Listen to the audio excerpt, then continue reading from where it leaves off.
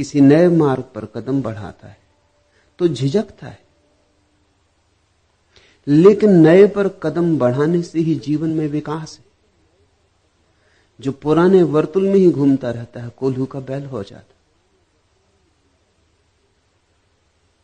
सदा विचारणीय यह है कि जिस ढंग से मैं जी रहा हूं उस ढंग से जीने में आनंद उपलब्ध हो रहा है। अगर नहीं हो रहा है उपलब्ध तो जोखिम उठानी चाहिए। नए रास्ते, नई जीवन की पद्धति, नई खोज करनी ही होगी। इतना तो तय है कि तुम्हारे पास खोने को कुछ भी नहीं। पुराने जीवन से आनंद तो मिला नहीं, मिल जाता तो नए की कोई जरूरत भी ना थी। पुराना तो व्यर्थ हो गया है, एक बात निश्चित है। नया सार्थक भी निकल सकता है, व्यर्थ भी निकल सकता है, मगर नए में कम से कम एक संभावना है सार्थक होने की।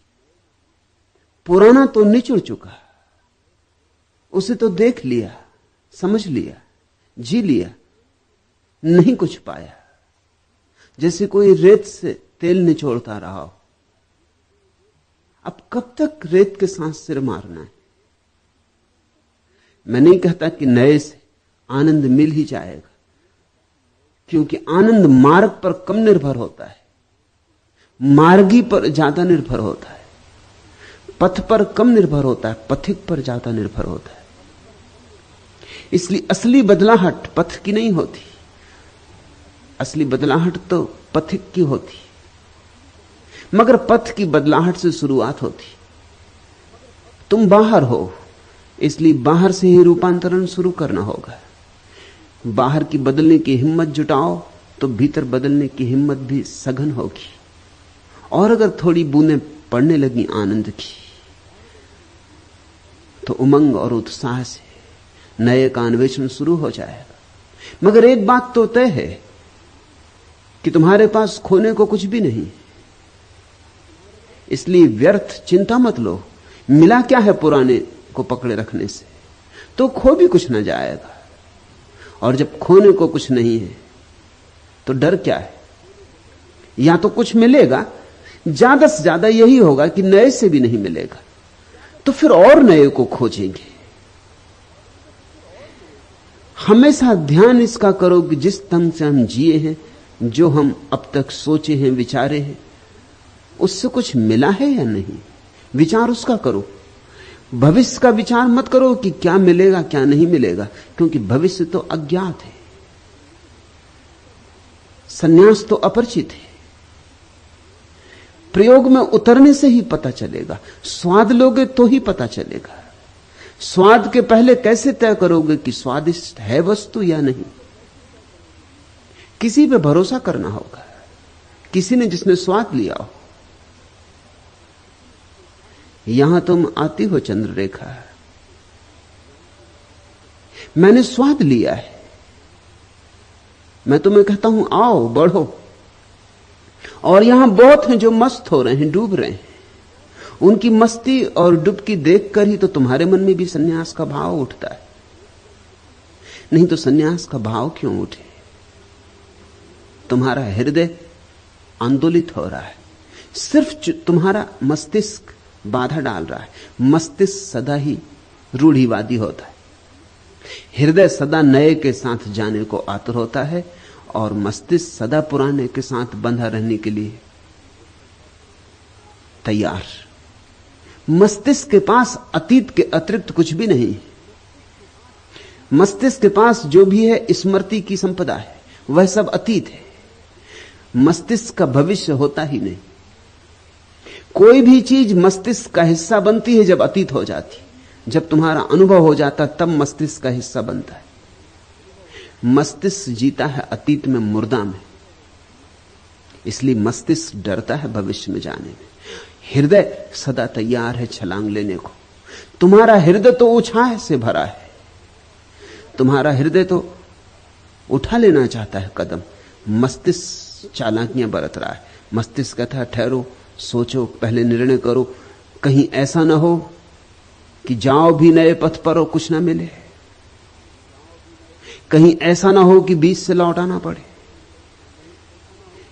कहीं ऐसा ना हो कि जीवन की पद्धति बदलो, इतना श्रम उठाओ और श्रम के अनुकूल पुरस्कार ना हो। तो थोड़ा सोचो, गणित बिठाओ, हिसाब लगाओ। लेकिन मस्तिष्क की सुनी अगर तो कभी कदम उठ ना सकेगा। थोड़ा सोचो, छोटा बच्चा मां के पेट में है, अभी जन्म होने के करीब है। अगर मस्तिष्क हो, अगर बुद्धि पैदा हो गई हो, तो बुद्धि कहेगी कहां जाते हो? जीवन की ये प्रक्रिया, ये ढंग, ये गर्भ में रहना कितना सुखद है। कोई झंझट नहीं, कोई चिंता नहीं, कोई दायित्व नहीं। 24 घंटे सोए रहो। कहां जाते हो? पता नहीं बाहर क्या होगा,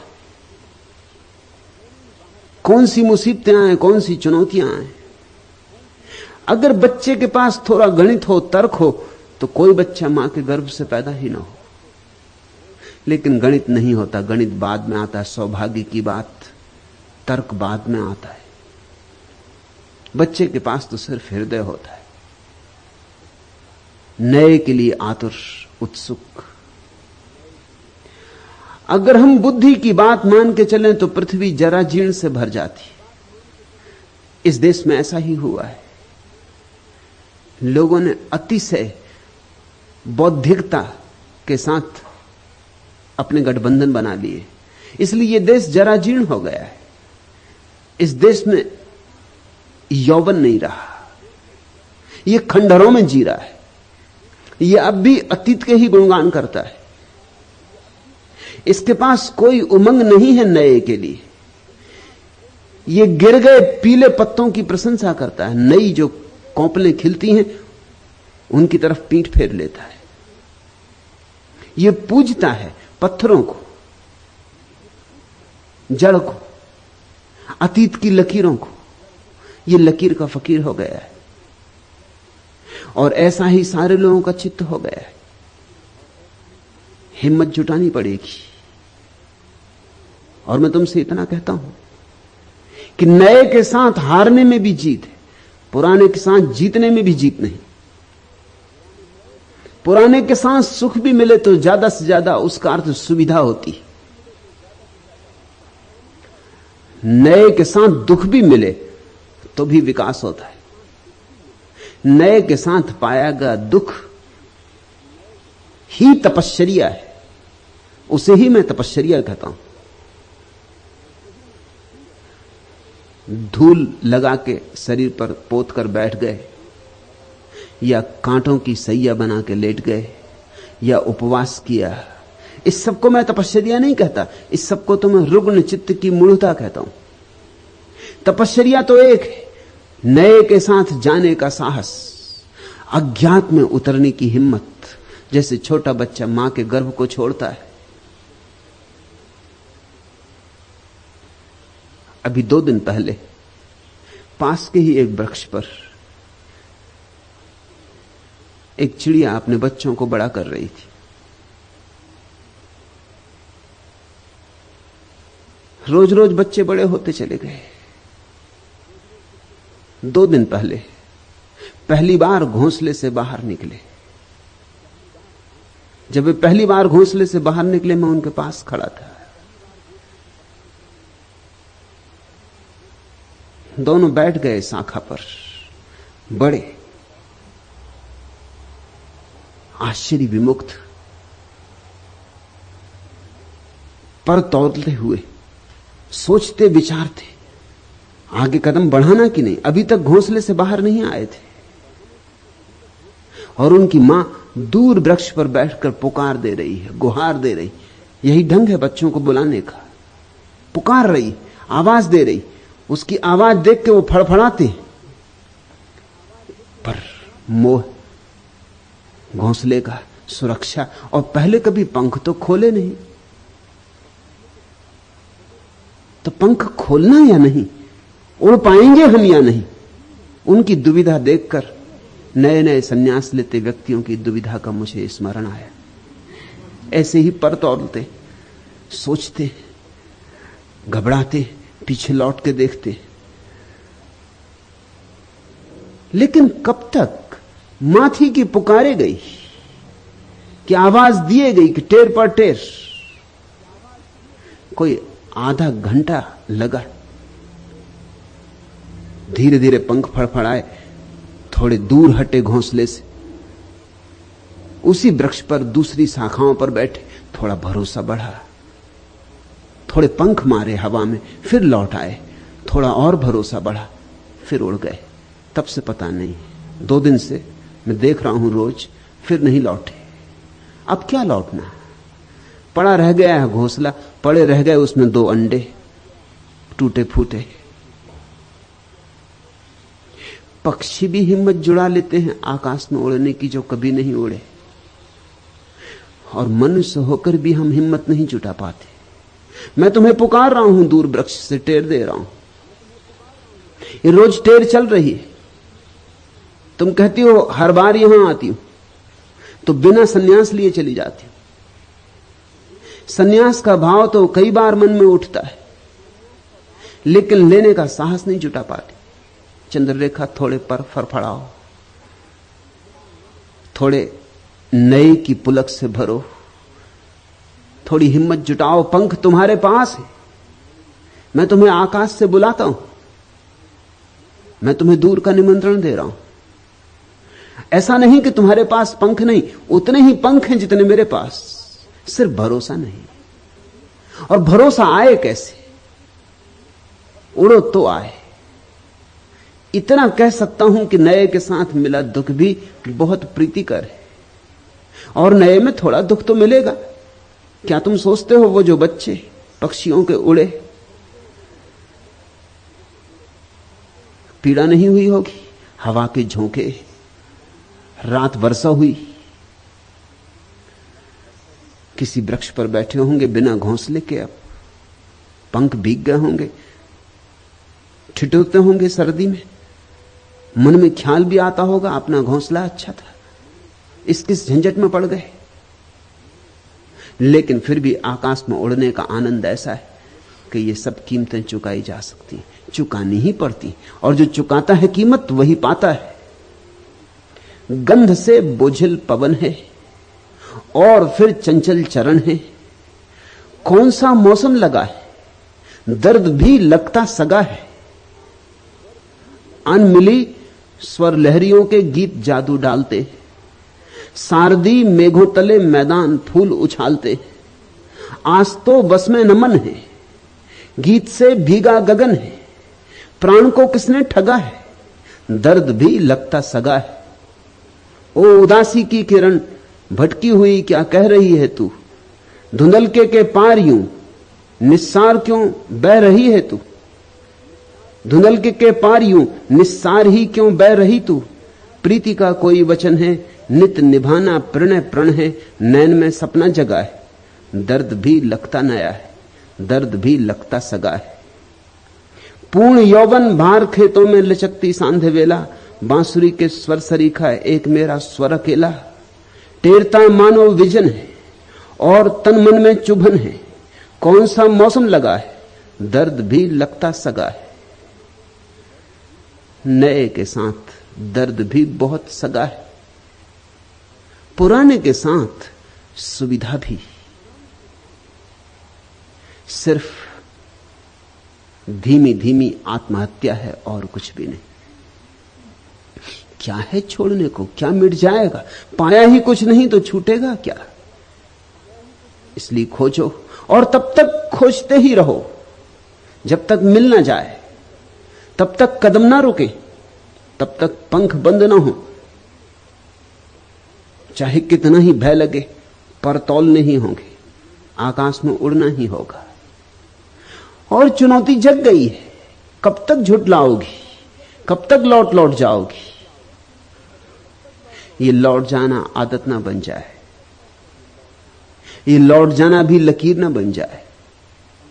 इसके पहले कि ये आदत बन जाए, कुछ करो, कुछ जगो। कुछ साहस जुटाओ। पार करना चाहते हो इस गरजते सिंधु को, यदि प्राण लेकर आज लहरों में उतरना ही पड़ेगा। यह तरंगें दूर से चलकर तुम्हारे पास आती, उस नए जग के नए संदेश अपने साथ लाती। कूल पर बैठे मनन करते रहोगे और कब तक? हो मुखर उस पार वीणाएं मधुर तुमको बुलाती। चाहते यदि तुम नया जीवन, नया यौवन, नया मन, आज बाहों में उमड़ता सिंधु भरना ही पड़ेगा। तुम नया विश्वास लेकर पग बढ़ाओ आज अपना, तुम नया इतिहास लेकर द्रग उठाओ आज अपना। छूट जाने दो बहुत पीछे पुराने इस गगन को, तुम नया आकाश लेकर जग सजाओ आज अपना। प्राण में यदि हो रहे मुखरित नए निर्माण के स्वर, आज कण कण का नया श्रृंगार करना ही पड़ेगा। यह प्रलय की पीर ही नव सृष्टि का मधुगान होगी, यह तिमिरता ही निशा की सूर्य का वरदान होगी। इस पुरातन जर्जरित युग मूर्ति को अब टूटने दो, जिस शिला पर हाथ रख दोगे वही भगवान होगी। तुम हिमालय के स्वजन हो, सिंधु की गहराई ही क्या, आज पंखों में असीमित व्योम भरना ही पड़ेगा। पार करना चाहते हो इस गरजते सिंधु को, यदि प्राण लेकर आज लहरों में उतरना ही पड़ेगा। उतरो। डूबने का भय लगता है तो भी उतरो। सभी नए तैरना सीखने वालों को डूबने का भय लगता है। जो डूबने के भय से रुक ही गया किनारे पर, वह तो जान ही ना पाएगा आनंद तैरने और तिरने का।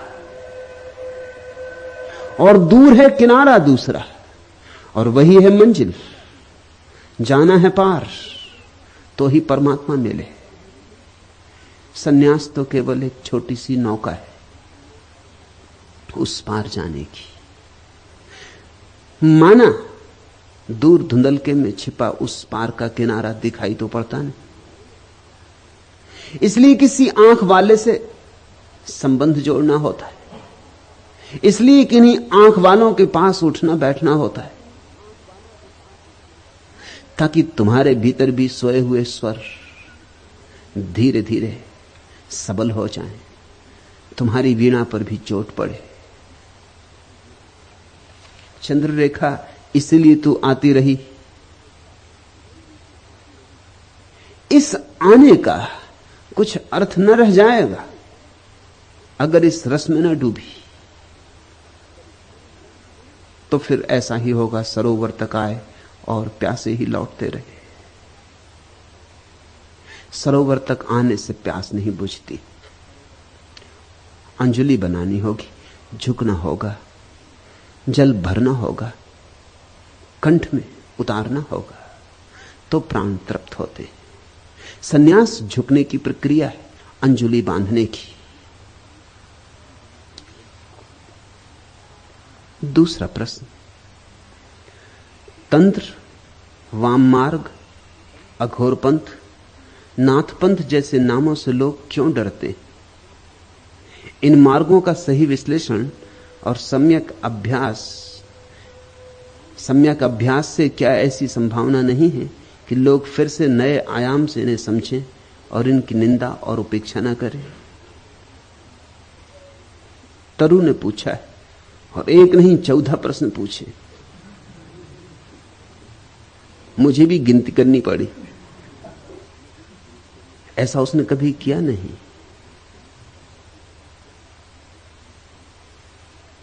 गोरख से कुछ संबंध रहा है। कोई सोई स्मृति जग गई, कोई झरना फूट पड़ा।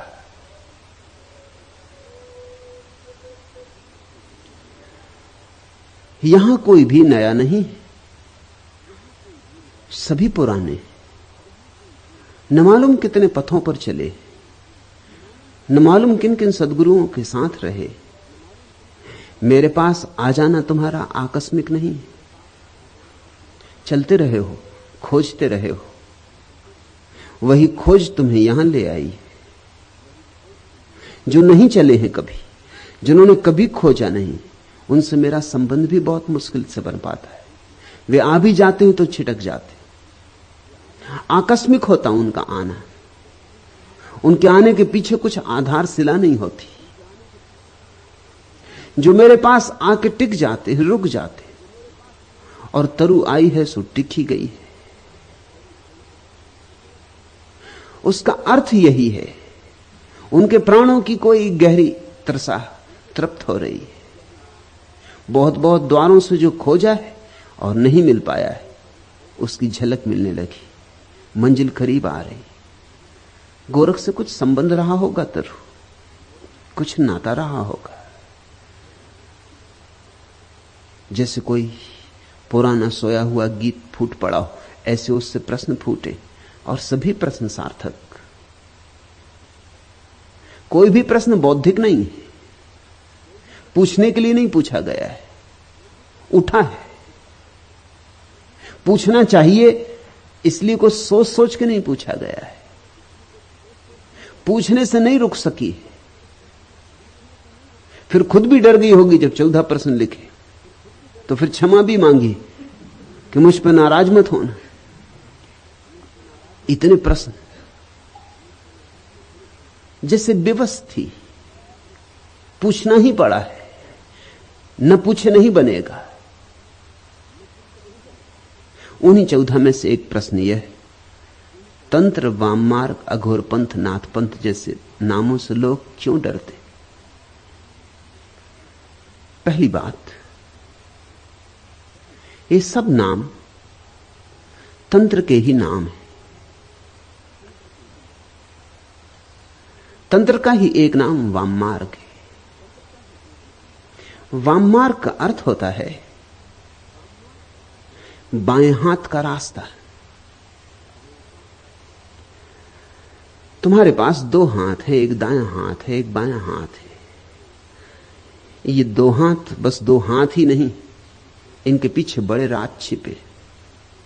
तुम्हारा दायां हाथ तुम्हारे बाएं मस्तिष्क के खंड से जुड़ा है, उल्टा तुम्हारा बायां हाथ तुम्हारे दाएं मस्तिष्क के खंड से जुड़ा है। मस्तिष्क 2 खंडों में बटा है। अब तो विज्ञान ने इस पर बड़ी खोज की है, और उस खोज ने बड़े रहस्य प्रकट किए। तुम्हारा दायां मस्तिष्क जो कि बाएं हाथ से जुड़ा है,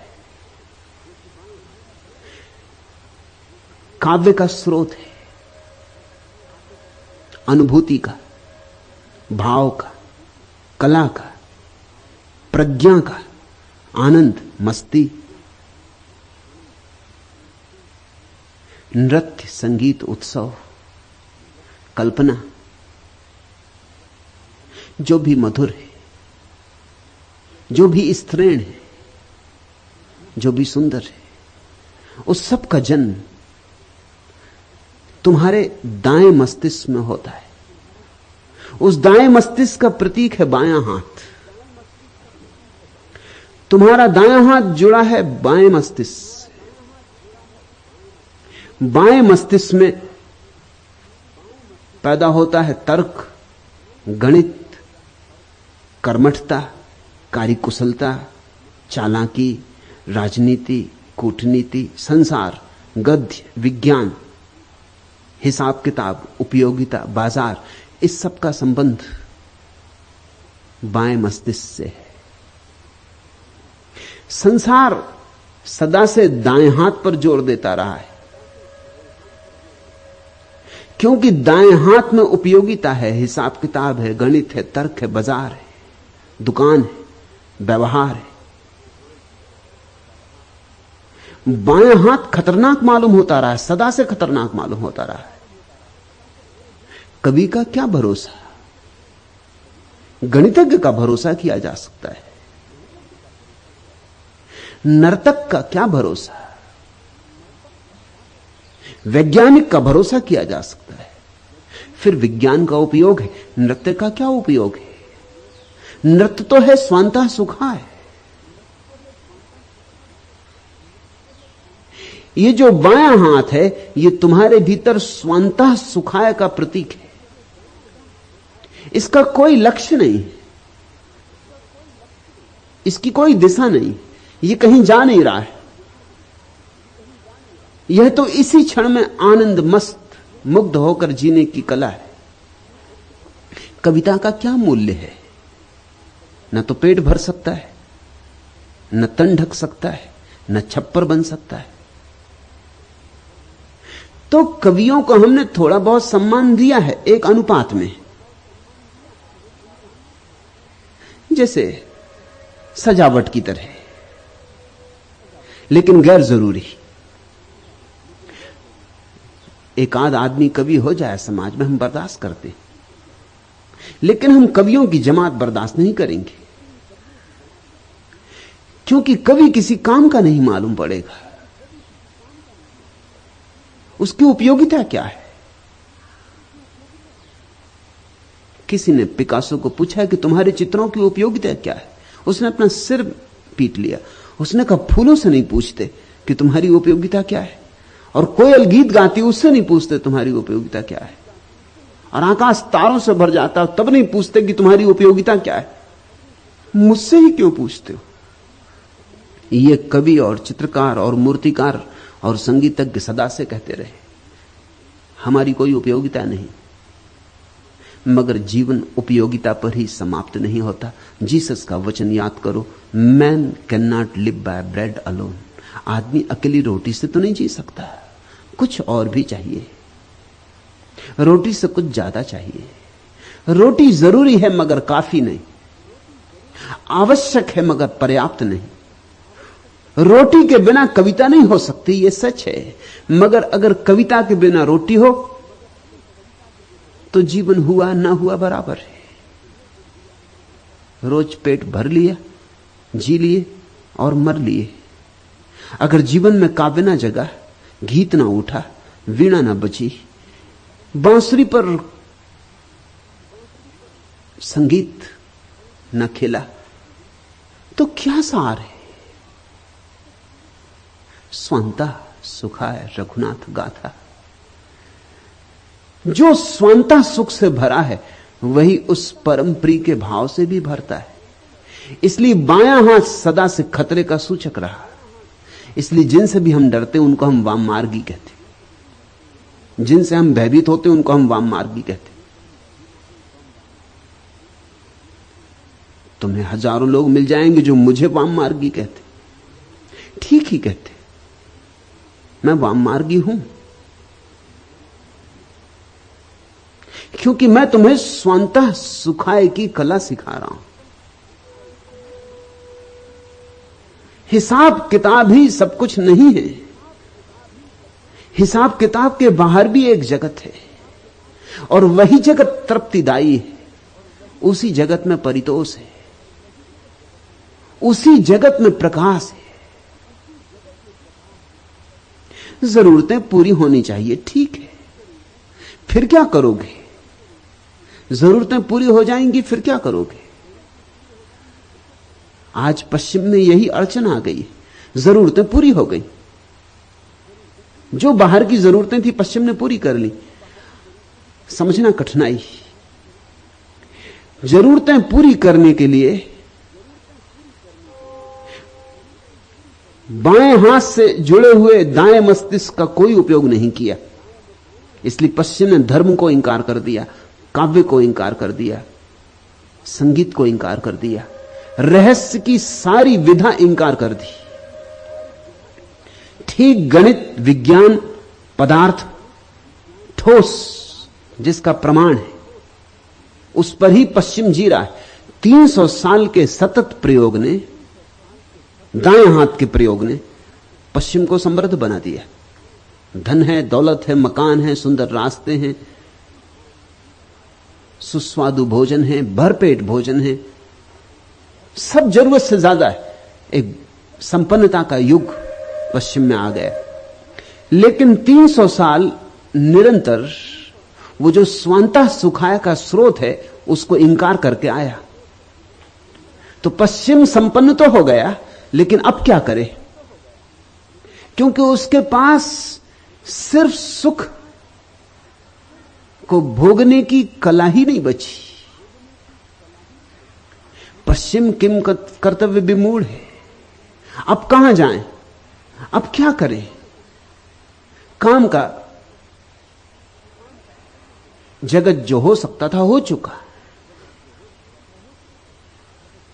पश्चिम के भीतर बड़ी बेचैनी है। रविवार के दिन भी पाश्चात्य मनुष्य छुट्टी नहीं मना पाता। छुट्टी मनाने की आदत ही भूल गई। काम और काम और काम, काम पर इतना जोर दिया है कि काम को भगवान बना दिया, तो लीला की कला भूल गई। तो बैठ के हंसे बोलें कि वीणा बजाएं, कि बगिया में घास उगाएं, कि मस्त होकर लेट जाएं तारों तले, कि नौका विहार करें। नहीं, ये सारी बात अर्थहीन है, क्योंकि 300 साल एक ही बात दोहराई और सिखाई गई स्कूल से लेकर विश्वविद्यालय तक कि काम का मूल्य है। तो आज अगर कोई आदमी अपनी नाव पर लेटा हुआ आकाश के तारों के नीचे तिर रहा है झील में, तो उसे लगता है कि मैं कोई पाप कर रहा हूं, क्योंकि काम पुण्य है, मैं पाप कर रहा हूं। एक अपराध भाव पैदा हो गया है सुख के क्षण में। जब भी तुम सुखी होते हो तुमको लगता है कुछ तुम गलती कर रहे हो, कुछ भूल कर रहे हो। क्या कर रहे हो? गीत गुनगुना रहे हो, कंठ में ही दबा देना चाहते हो गीत को। इससे क्या होगा? तर्क उठाते, गणित खड़ा हो जाता है। इससे क्या होगा? इससे क्या लाभ है? क्यों ये बांसुरी बजा रहे हो? कुछ काम करो। मेरे पास लोग आते, वो तो कहते हैं आप लोगों को ध्यान सिखाते। ध्यान से क्या होगा? कुछ काम सिखाइए। काम की उपयोगिता है, और मैं नहीं कहता कि काम छोड़ दो, मगर मैं तुमसे यह कहना चाहता हूं कि काम की उपयोगिता यही है कि तुम बेकाम क्षणों में आनंदित हो सको। काम का उपयोग यही है कि तुम निष्काम हो सको। 6 दिन तुम जो बाजार में मेहनत करते हो वो इसीलिए ताकि 7वें दिन पांव पसारो, धूप में लेटो, कि वृक्ष की छाया तले बैठो, कि फूलों से बात करो, कि चांतारों से गुफ्तगू हो, कि मस्ती के गीत गाओ, कि पैरों में घूंघर बांधो और नाचो। यह लक्ष्य था 6 दिन मेहनत करने का। और जब 5 दिन मेहनत करने से काम चल जाए तो 5 दिन मेहनत करना, 2 दिन नाचना। जब 4 दिन मेहनत करने से काम चल जाए तो 3 दिन, ऐसे घटाते जाना। काम को तो घटाते जाना है, विश्राम को बढ़ाते जाना है। विश्राम लक्ष्य है। जिनके जीवन में विश्राम नहीं है, ध्यान नहीं, उनके जीवन में विक्षिप्तता आनी शुरू हो जाती। जैसे ही काम पूरा हुआ उनकी समझ में नहीं आता आप क्या करें। अगर पश्चिम में बहुत लोग पागल हो रहे हैं तो उसका कारण है काम के दिन तो समाप्त हो गए, काम पूरा हो गया, काम को ही जीवन समझा। अब जीवन समझ में नहीं आता कि और जीवन क्या हो सकता है। बहुत लोग आत्महत्या कर रहे हैं, उसका कारण भी वही है। क्या सार है अब जीने का? अब धन को जोड़ जोड़ के इकट्ठा कर लिया, अब कितना जोड़ते जाएं? ये भूल ही गए कि धन किस लिए जोड़ते थे। धन जोड़ते थे ताकि किसी क्षण विश्राम से बैठेंगे, कोई चिंता ना होगी। वो तो भूल ही गए, क्योंकि धन जोड़ने में मस्तिष्क के एक हिस्से का उपयोग किया, वो हिस्सा तो सक्रिय हो गया, और जिस हिस्से का उपयोग नहीं किया वो धीरे धीरे बिल्कुल धूल धमास से भर गया है। वाम मार्ग का अर्थ होता है जीवन का लक्ष्य काम नहीं है, विश्राम। जीवन का लक्ष्य धन नहीं है, ध्यान है। जीवन का लक्ष्य गणित नहीं है, काव्य है। जीवन का चरम शिखर विज्ञान से उपलब्ध नहीं होगा, धर्म से उपलब्ध होगा। सदा से वाम मार्ग निंदा का शब्द रहा, और अतीत में तो स्वभाव था, कारण भी थे। क्योंकि जितने तुम पीछे जाओगे उतनी दुनिया दीन थी, दरिद्र थी, साधन नहीं थे। उन दीन दरिद्रता के दिनों में अगर लोगों ने काम को बहुत बहुमूल्य दिया, बहुत कीमत दी, स्वाभाविक मालूम होता है। और जिन लोगों ने काम की जगह विश्राम को मूल्य दिया, उनसे अगर समाज ने विरोध किया तो कुछ आश्चर्य नहीं। मगर पुरानी आदत अब भी ग्रंथि की तरह बनी रह गई। अब भी हमारे भीतर भय। फिर जो गणित हिसाब किताब वाला मन है, वह सदा से उन सारी चीजों का विरोधी रहा है जिनसे तुम्हारे भीतर सुख उत्पन्न होता है। वो स्वाद का विरोधी, तो वो अस्वाद का व्रत सधवाता है। सौंदर्य का विरोधी, तो वो कुरूपता को आध्यात्मिक बना लेता है। वह स्वास्थ्य का भी विरोधी है, क्योंकि स्वास्थ्य भी शारीरिक सुख है।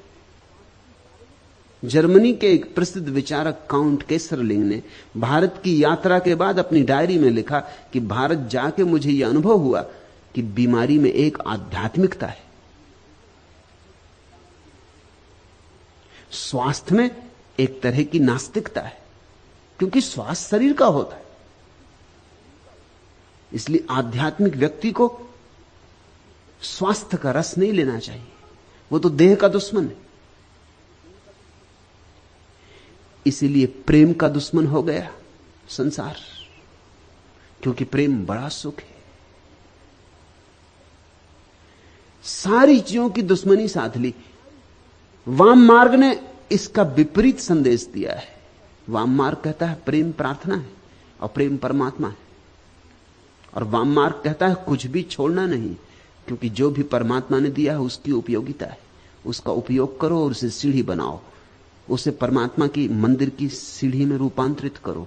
पत्थर मत समझो, मार्ग के अवरोध मत समझो, सीढ़ियां बनाओ, ऊपर उठो। काम वासना की भी सीढ़ी बनाओ, उसका भी विरोध मत करो। वाम मार्ग का अद्भुत संदेश है कि अगर तुम बुद्धिमान हो तुम जहर का ऐसा उपयोग करोगे कि वह औषधि हो जाए, अगर तुम बुद्धू हो तो तुम औषधि को भी जहर बना लोगे। यह बुनियादी सूत्र है वाम मार्ग का कि बुद्धिमान जहर को भी औषधि बना लेता है। यही तो बुद्धिमानी है। भगोड़े कायर होते हैं, बुद्धिमान नहीं होते। वाम मार्ग भगोड़ा नहीं है। इस संसार में अब तक भगोड़ों की बड़ी प्रतिष्ठा रही। उसका कारण है क्योंकि भगोड़ों को देखकर तुम्हें यह समझ में आने लगता है कि वो हमसे विशिष्ट है। तुम धन के पीछे पागल हो और एक आदमी ने लात मार दी धन को और जंगल चला गया, तुम तत्क्षण प्रभावित हो जाते हो। तुम प्रभावित इसलिए हो जाते हो कि मेरा इतना धन में मोह है और इस आदमी में जरूर कुछ गरिमा है, इसने लात मार दी। इसलिए तुम महावीर से ज्यादा प्रभावित होते हो बजाय जनक के। जनक का नाम कुछ ज्यादा सुना नहीं जाता।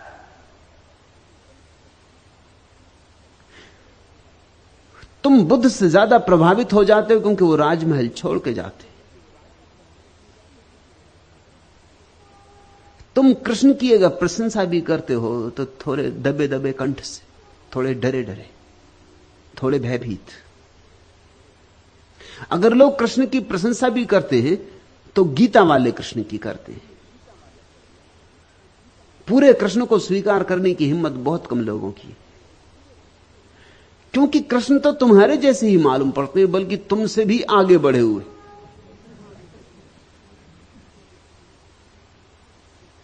तुम किसी तरह अपने को समझा लेते हो कि चलो वे भगवान थे, किया होगा, नाचे होंगे गोपियों के साथ, मगर यह आदमी के लिए शोभा नहीं देता।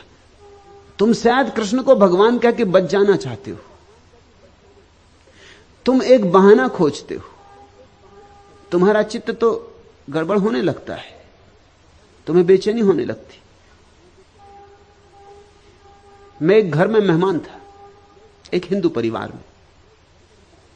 संभ्रांत परिवार है, कुलीन परिवार है। कोई 10-12 साल पहले की बात। मेरी किताब संभोग से समाधि की ओर छपी थी। वे बड़े बेचैन थे। उन्होंने मुझसे कहा कि आप नाम कम से कम कोई और रखते थे।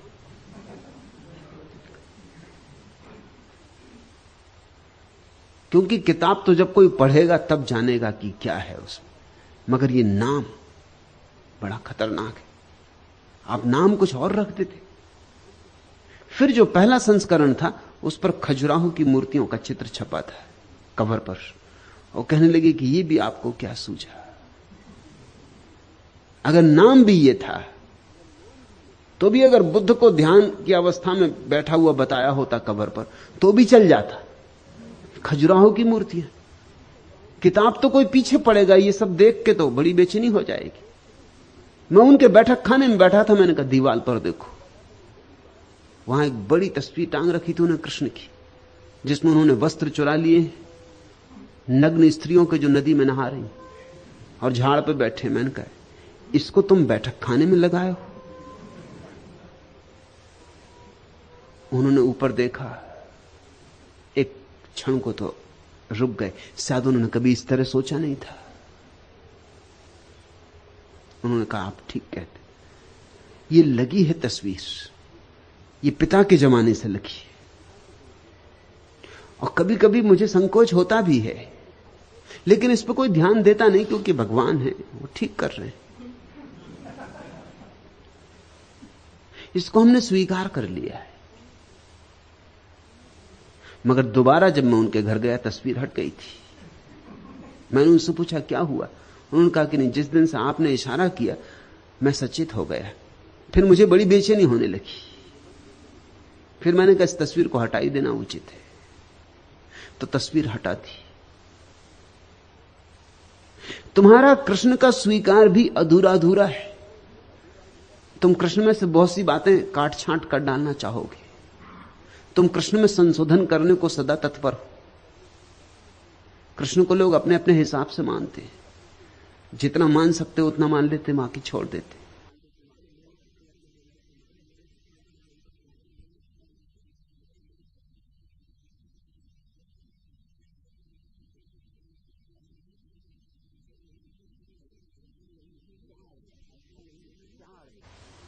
क्या अड़चन है?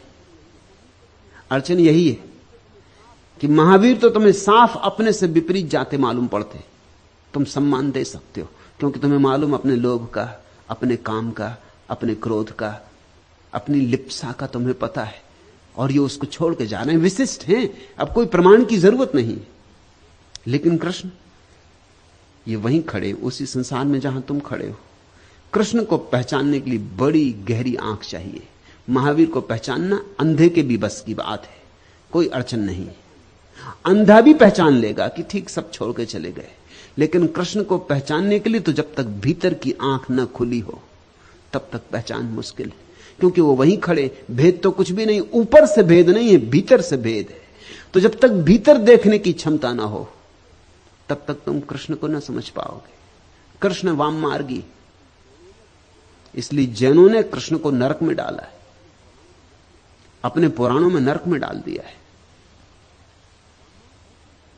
वाम मार्गी, और क्या वाम मार्ग होगा? जीवन का सहज स्वीकार, उत्साहपूर्वक स्वीकार, स्वागतपूर्ण स्वीकार, जीवन को उसकी समग्र विधा में जीने की क्षमता, साहस। जीवन में कुछ भी बुरा नहीं, अगर कांटे भी हैं तो फूल की रक्षा के लिए तत्पर है। इसलिए जीवन में जो भी है सुंदर है, और अगर किसी चीज का सौंदर्य हमें दिखाई नहीं पड़ा है तो हमारी कहीं भूल चूक हो रही। परमात्मा असुंदर बना कैसे सकता है? परमात्मा ही प्रकट हुआ है सारे रूपों में, काम में भी राम ही छिपा है। इतना साहस बहुत कम लोग जुटा पाते, इतनी दृष्टि भी नहीं होती। इसलिए तरु, तंत्र, वाममार्ग, अघोर पंथ, नाथ पंथ जैसे नामों से लोग डरने लगे।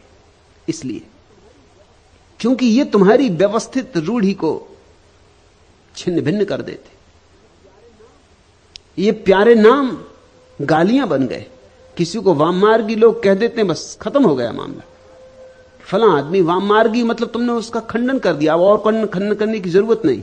अब वो क्या कहता है, क्यों कहता है, इस तर्क और विस्तार में जाने का प्रयोजन नहीं। वाम मार्ग का लेबल लगा दिया, वो आदमी खत्म हो गए। अघोर पंथ, अघोर जैसा प्यारा शब्द गाली बन गया। किसी को अघोरी कह तो वो लड़ने को तैयार हो जाता। लोग अघोरी कहते ही किसी को तभी जब उनको गाली देनी होती। अघोर शब्द का अर्थ समझते हो? अघोर का अर्थ होता है सरल। किसी को घोरी कहो तो गाली हो सकती। घोर का अर्थ होता है जटिल। कहते ना घोर घमासान, खूब भयंकर युद्ध हुआ तो उसको कहते हैं घोर घमासान। जटिल, उलझा हुआ तो घोर। अघोर का अर्थ होता है सरल, बच्चे जैसा निर्दोष। लेकिन लोग अघोरी गाली देना चाहते तब कहते हैं, लोग कहते हैं मोरारजी देसाई अघोरी, क्योंकि जीवन जल पीते। अघोरी उनका मतलब यह है कि गाली दे रहे हैं वो। अघोर तो सिर्फ थोड़े से बुद्धों के लिए उपयोग में लाया जा सकता है। गौतम बुद्ध अघोरी,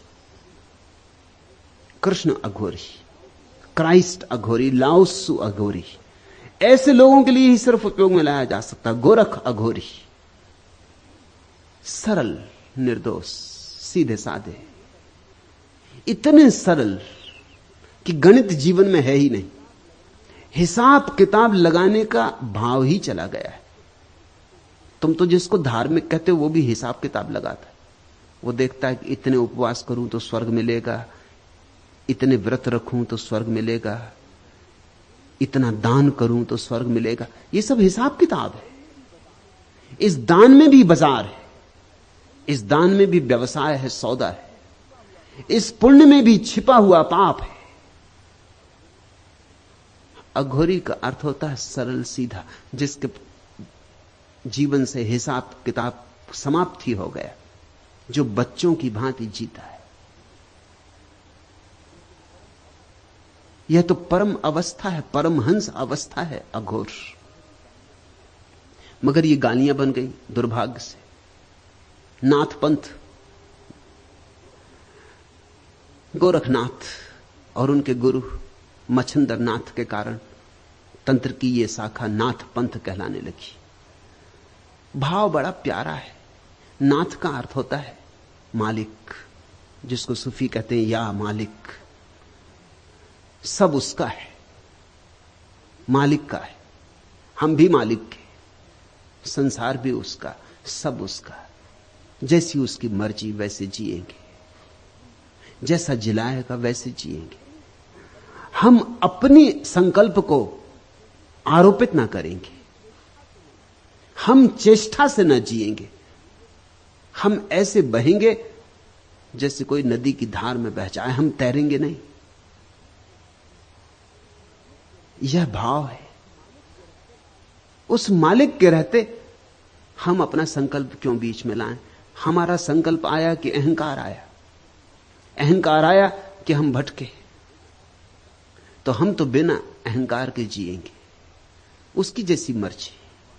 जैसे सूखा पत्ता हवा में उड़ता, पश्चिम जाए कि पूरब, दक्षिण जाए कि उत्तर, उसे कोई चिंता नहीं। हवा जहां ले जाए, लड़ता नहीं, प्रतिरोध नहीं करता, संघर्ष नहीं करता कि मैं तो पश्चिम जाऊंगा, कि मुझे पूरब नहीं जाना, मुझे क्यों पूरब लिए जा रहे हो। नहीं, पत्ते की क्या मर्जी। ऐसा जो हो जाए तो समझना कि नाथपंथी। ऐसे ही रहे गोरख, इस सहज मर्जी से रहे, इस सरलता से रहे। मगर लोग अहंकार से जीते। इस जगत में अधिकतम लोगों के जीवन की भाषा अहंकार की भाषा है। स्वभावतः इतने सरल लोग उन्हें बर्दाश्त नहीं होंगे। उन्हें तो लगेगा बड़ा खतरा पैदा हो गया। इतनी सरलता से लोग जीने लगेंगे, उनको लगता तो फिर नीति का क्या होगा। अनीति ही अनीति फैल जाएगी, जैसे अभी नीति है। ये बड़े मजे की बातें, लोग इस तरह की बातें करते हैं जैसे कि अभी नीति है फिर अनीति फैल जाएगी। कहां है नीति? कैसी नीति? नीति के नाम पर पाखंड है, थोथे मुखौटे लगाए लोग बैठे, झूठे मुखौटे लगाए लोग बैठे। नीति कहां है? लेकिन लोग समझते हैं कि अगर सब लोग सरल होने लगे, सहज जीने लगे, स्वाभाविक होने लगे और कहा कि जैसी परमात्मा की मर्जी, तो फिर नीति खंडित हो जाएगी। बात उल्टी ही है। लोग संकल्प से जी जी के अनैतिक हो गए।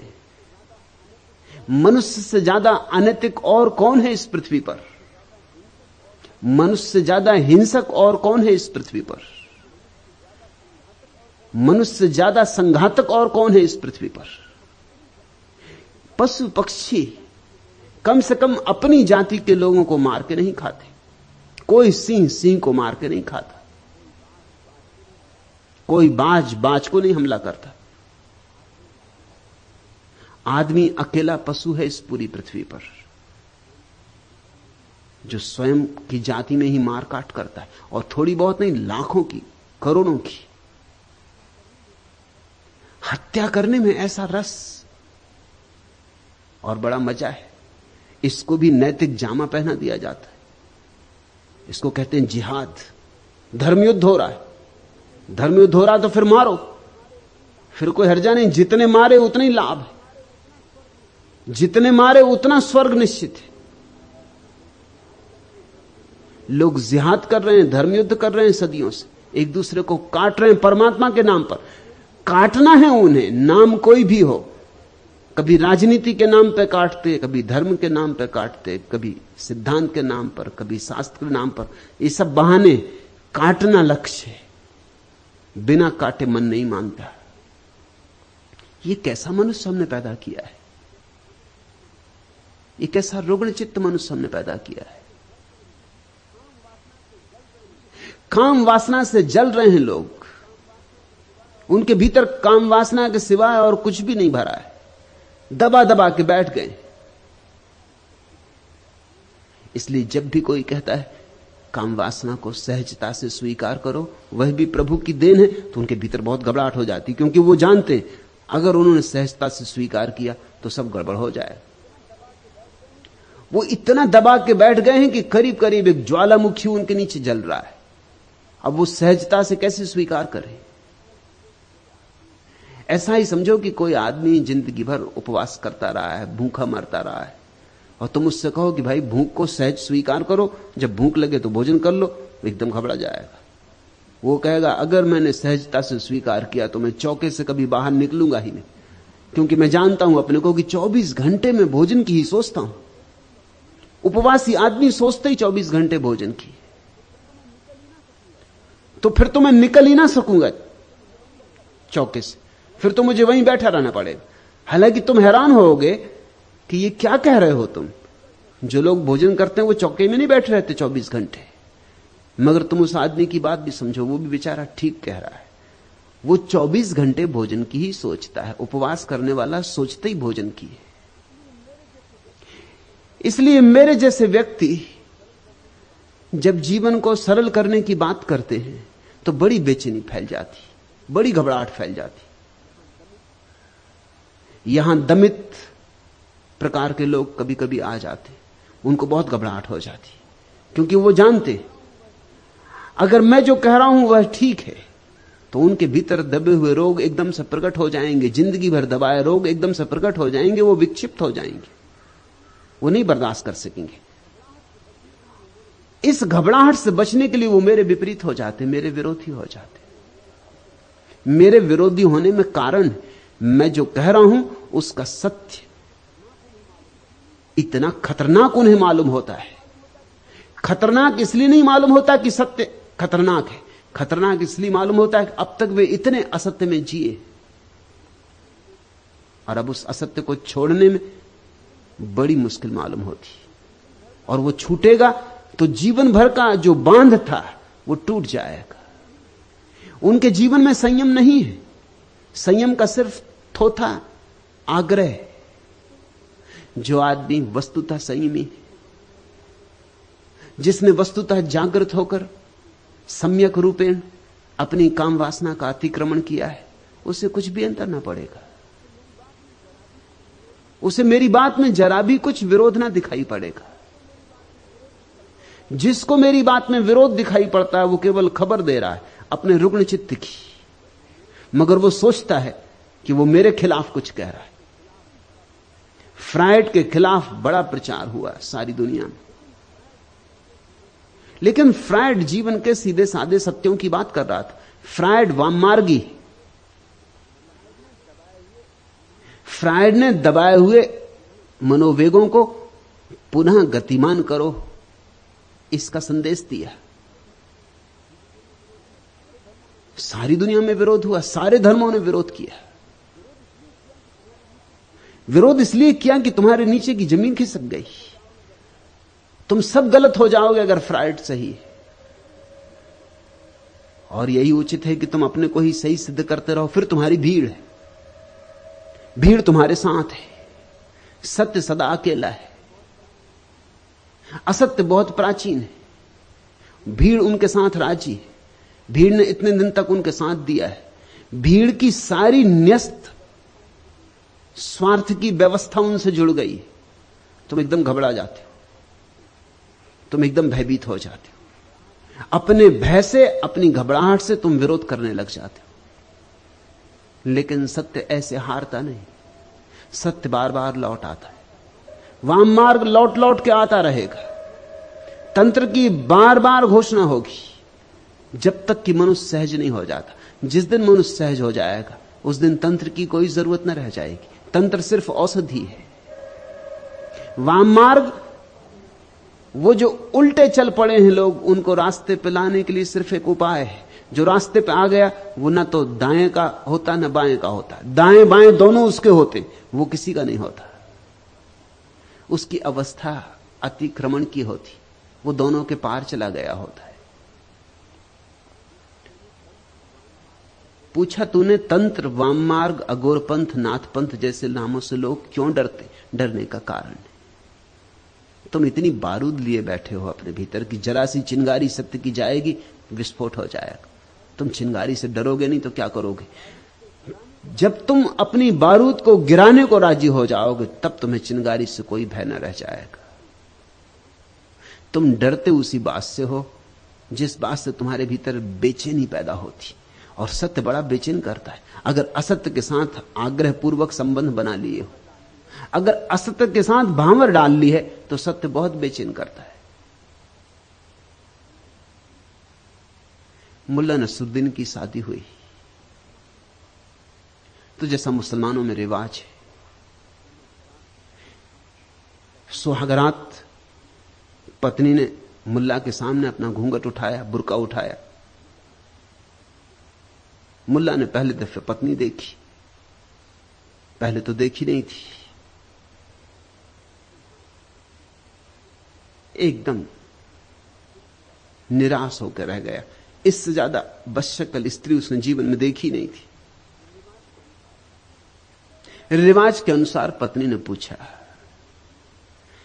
कि मैं किस किस के सामने बुर्का उघाड़ सकती हूं? तो मुल्ला ने कहा तू किसी के सामने उघाड़, बस मेरे सामने मत उघाड़। दुनिया भर के सामने उघाड़, तुझे जिसके सामने उघाड़ना हो उघाड़, मेरे सामने भर मत उघाड़ना। अब ये बुर्का पड़ा ही रहे तो अच्छा। ये जो कुरूपता है इससे घबराहट पैदा होती। तुम अपने पर बुर्का डाले हो, तुम उघाड़ते नहीं। जो भी तुम्हारे बुर्के उघाड़ देता है, तुम्हारी गंदगी दिखा देता है, उससे ही तुम नाराज हो जाते हो। जो भी तुम्हारे भीतर का कूड़ा करकट दिखा देता है, उससे ही तुम नाराज हो जाते हो। और सदगुरु को दिखाना ही होगा तुम्हारे भीतर का कूड़ा करकट, क्योंकि देखोगे नहीं तो उससे मुक्त कैसे होगे? तुम्हारे भीतर की व्यर्थता जो तुम संग्रहित करके बैठे हो, जिसकी छाती पे सवार हो, अगर उससे तुम्हारा छुटकारा ना होगा तो तुम उसी में डूबोगे, उसी में डूबोगे। वही तुम्हें डुबाने का कारण हो जाए। तुमने छाती पे पत्थर बांध रखे, उन पत्थरों को हटाना ही होगा। हालांकि तुम सोचते हो वो पारस पत्थर है, वही तुम्हें डुबा रहे हैं। जब भी सत्य की नवीन उद्घोषणा होती है तो असत्य ने जो इतने जाल फैला रखे, सब तरफ बेचैनी की लहर हो जाती। सत्य की गर्दन काट दो, सत्य को जहर पिला दो, सत्य की वाणी बंद कर दो, इसकी सब तरह की चेष्टाएं शुरू हो जाती। और इसमें नाराज होने की कोई बात नहीं, यह बिल्कुल स्वाभाविक है। करुणा की ही बात है, दया की ही बात है। बुद्ध ने अपने शिष्यों को कहा था कि तुम जिन लोगों को समझाने जाओगे वही तुम्हें मारेंगे,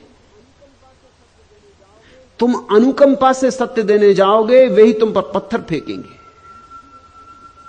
तो नाराज मत होना, उनकी भी मजबूरी है, वे भी क्या करें।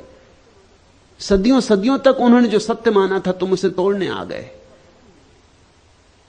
तुम उनका भवन हिलाने लगे, इसी भवन को उन्होंने अपनी सुरक्षा समझा था, तुम उनकी दीवारें गिराने लगे, तुम उनके बुरके उठा के उनकी कुरूपता दिखाने लगे, वो नाराज होंगे। एक शिष्य जाता था पूर्ण यात्रा पर बुद्ध का संदेश लेकर। बुद्ध ने पूछा तू कहां जाएगा? बिहार का एक हिस्सा था सूखा। उसने कहा कि सूखा अब तक कोई भिक्षु नहीं गया, मैं वहां जाऊंगा। बुद्ध ने कहा वहां तू न जा तो अच्छा, उस इलाके के लोग बड़े खतरनाक हैं, इसलिए अब तक कोई भिक्षु वहां गया नहीं। वे तुझे गालियां देंगे तो तुझे क्या होगा? तो पूर्ण ने कहा वो मुझे गालियां देंगे तो मैं अपने को धन्यभागी समझूंगा कि सिर्फ गालियां देते हैं, मारते नहीं। बुद्ध ने कहा और अगर उन्होंने तुझे मारा फिर तुझे क्या होगा पूर्ण? तो पूर्ण ने कहा कि मैं धन्यभागी समझूंगा अपने को कि मारते ही हैं, मार नहीं डालते हैं।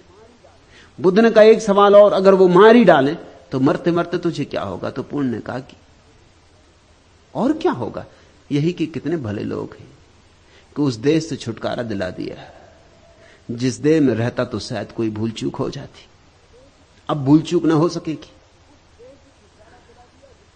उस देश से छुटकारा दिला दिया जिसमें रहता तो शायद कहीं पैर गलत रास्तों पर पड़ जाते, कुछ से कुछ हो जाता, भटक जाता। उस देश से छुटकारा दिला दिया, उनके प्रति अनुकंपा से भरा हुआ मरूंगा,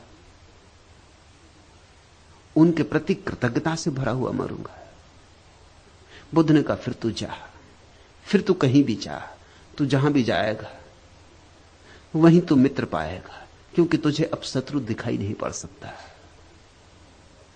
नहीं दिखाई पड़ने से शत्रु नहीं हो जाता ऐसा नहीं है, मगर जिसको शत्रु दिखाई पड़ना बंद हो जाता है वही सत्य की उद्घोषणा कर सकता है। शत्रु तो होंगे पैदा, तत्क्षण पैदा हो जाएंगे। सत्य के शत्रु निरंतर पैदा होते। हमारी इतनी समझ कहां कि हम सत्य को पचा पाएं, इतनी छाती कहां हमारी बड़ी कि हम सत्य को अपने भीतर समाविष्ट करें, अपने भीतर मेहमान बन जाने दें। हम आतिथ्य बने सत्य के, सत्य अतिथि बने, इसकी हमारी पात्रता कहां? इसलिए निरंतर यह होता रहा, निंदा होती रही, उपेक्षा होती रही, मगर सत्य अपनी उद्घोषणा बार बार करता रहा है। और मैं तुमसे कहता हूं कि सत्य आता है मस्तिष्क के दाएं हिस्से से जो बाएं हाथ से जुड़ा है। हिसाब किताब आता है मस्तिष्क के बाएं हिस्से से जो दाएं हाथ से जुड़ा है। हिसाब किताब वाला आदमी कविता के प्रति कभी भी राजी नहीं होता। धन दौलत को मूल्य समझने वाला व्यक्ति ध्यान का मूल्य नहीं समझ पाता, और दुकान ही जिसे सब कुछ है वह मंदिर का नहीं हो पाता। और अगर मंदिर में चला भी जाए तो मंदिर भी उसके साथ ही भ्रष्ट हो जाता है।